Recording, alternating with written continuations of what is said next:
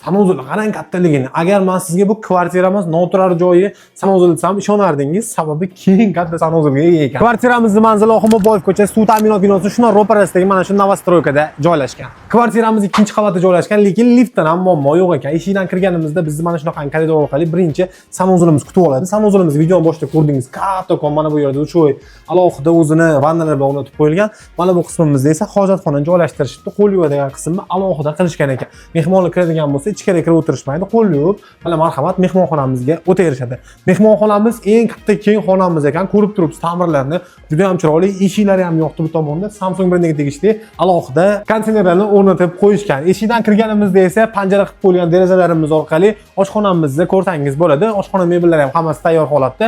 Uyimiz batareya registrlari yordamida isitilar ekan, ba'zi qismlari esa topli pol qilingan. Keyingi ko'radigan xonamiz bu bolalar uchun mo'ljallangan yotoqxona. Yotoqxona bo'lganda ham keng, sababi kvartiramiz o'zi 91,5 kvadrat metr maydonni o'z ichiga oladi. Kommunal tarmoqlardan gaz, suv, svet, kanalizatsiya barchasi mavjud ekan. Uyimizni yangi ta'mirdan chiqarib qo'yishibdi, hali hech kim yashamagan hisoblanadi. Navbatdagi ko'radigan xona bu kattalar uchun mo'ljallangan yotoqxona hisoblanadi. Bu yerga ham chiroyli planirovka qilishingiz mumkin. Kvartiramizning narxi $69,500. Egalar narxini o'zlari belgilashdi. Kelishib olaveriz. Pastdagi telefon nomerini qoldiraman, bog'lansangiz bo'ladi.